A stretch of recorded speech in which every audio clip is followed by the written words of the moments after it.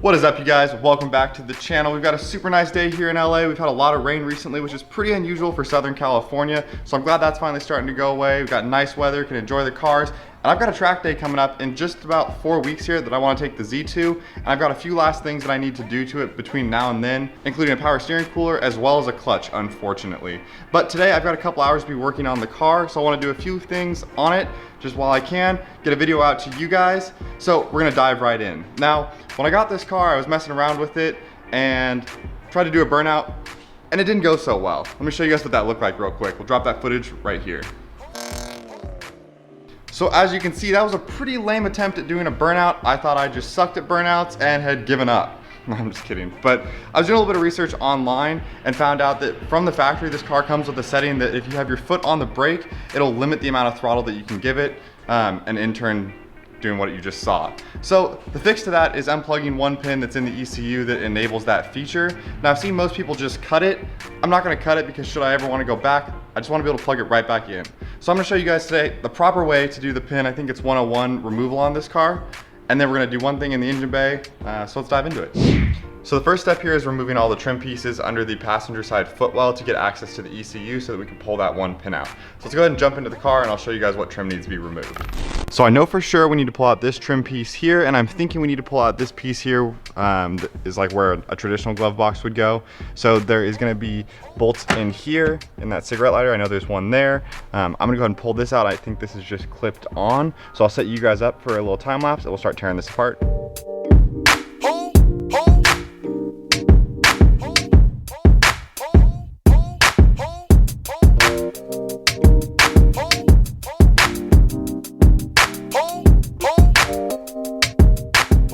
So we got that piece off, and as you saw, it's pretty easy. There's the two bolts down here, and then one in the cigarette lighter and one kind of hidden up here in the cup holder. So as you saw in the video, I had to actually pop the cup holder piece out, and then you'll be able to get that bolt out. So the next thing we need to do is get the ECU out so that we can unplug that whole main kind of harness piece there, and then we'll be able to use a pick to get that pin out. So I'm gonna work on getting this piece out, and I'll show you guys which wire we are disconnecting.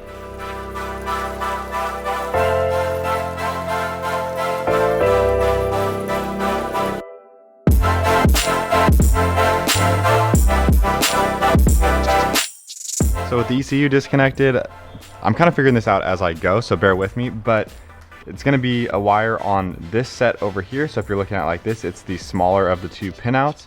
And then I was able to remove this piece here by just putting a flathead screwdriver up underneath it and popping that off. So that's gonna allow us to disconnect the locking feature on the wire. Because I don't just want to cut the wire, I want to be able to, put it back in down the road if I ever need to, if I go to sell the car or whatever. So I've got that off. I'm going to take a look at how to actually disconnect the wire here, and I'll get back to you guys. All right, boys, we did it. So this wire is unplugged here. It's the blue and orange wire, and there's a diagram that I'll try to link in the description that shows which one it is. So it's pin 101, and this has to do with like the brake sensor. So your brakes are still going to work fine and everything. Basically, just unplugging this is allowing you to give the car full throttle while you're using the brakes as well. So if you're doing a burnout, or more importantly, if you're going to be doing like left foot braking while drifting, this is going to make that possible. So in order to pull that out, like I said, I pulled off the gray kind of surround there, and then what you're going to want to do is just at the bottom of where the pin is in there, if you just press back on the little tab there, best thing I found was this pick here to do that.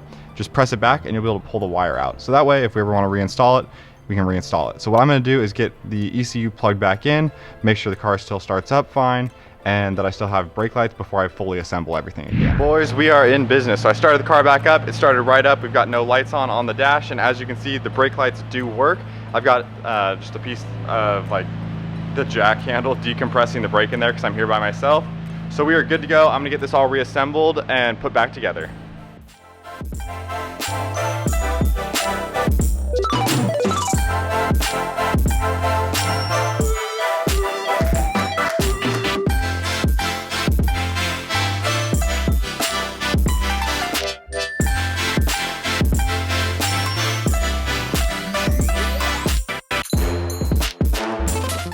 And that is how you properly disconnect the pin 101 on the 350Z to be able to do a burnout or left foot brake.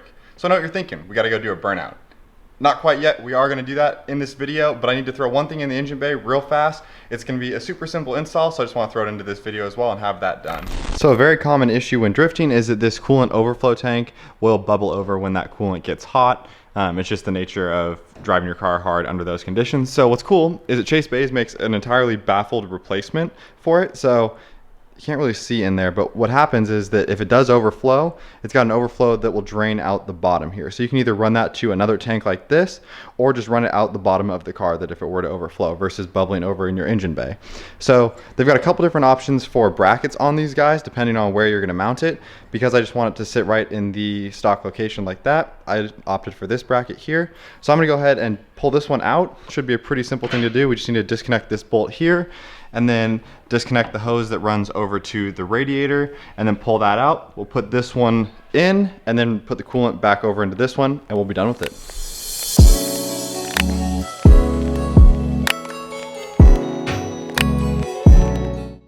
All right, slight issue. So this hose is too short to reach the bottom of this on the barb fitting when this is mounted in there. So I'm gonna run to the auto parts store, grab some hose to do a longer hose there, get this mounted up, and then we'll be done. All right, got back from the auto parts store, got the new hose here, got plenty of that. So what I'm gonna do is get this mounted up onto here, and then run this through the clips over there, and then cut it to length once everything's in position.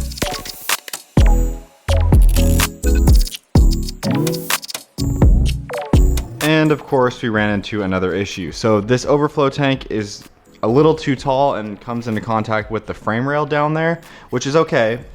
The only issue is that that stock bolt that holds it in there isn't gonna fit because of the gap there. So what I'm thinking is I'm gonna run to the hardware store, grab a bolt that has the same size thread, as well as something to space this out here, and then we'll just have it sit kind of higher up there. And I think the hood should close. Hopefully that's not an issue, and if it is, then we'll have to reevaluate.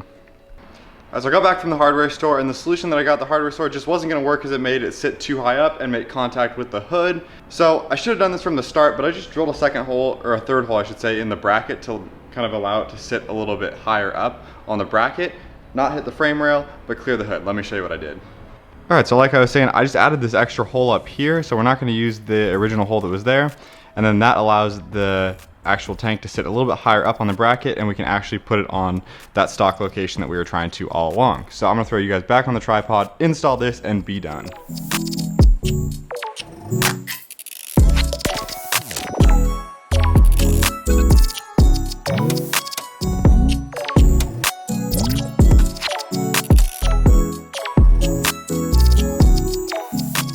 Right, it is finally in, and this coolant overflow tank is going to look great next to the power steering reservoir that matches when we get that installed next weekend. So I'm really looking forward to that. Excited on having this in there so I don't have to worry about the coolant overflow tank having any issues and bubbling over into the engine bay. I think long term, since there is that barb down there for it to drain out of, what I'll do is use some of the extra hose that I have and run it down the frame rail so it just drops straight out. And then eventually I'll probably switch out the coolant that's in here just for distilled water and water wetter, since I live in California and don't have to worry about it freezing.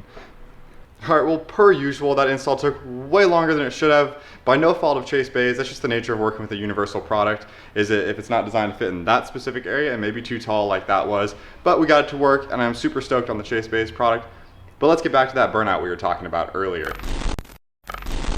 All right, well, I've got a little bit of good and bad news. The good news is that pulling that pin does in fact work. When you're on the brake, you can still get full throttle.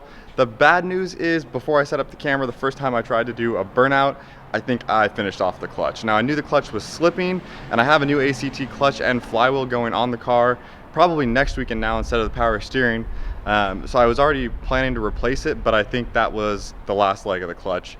It's slipping in all gears now versus just 5th and 6th. So the moral of the story is I owe you guys a burnout. All right, you guys, so I wasn't able to do a burnout before because of the issue with the clutch, but we've got a new clutch in the car. It's all broken in, and if I was watching a video about how to do a burnout, the only thing I'd want to see is that he does a burnout. So we're gonna do just that.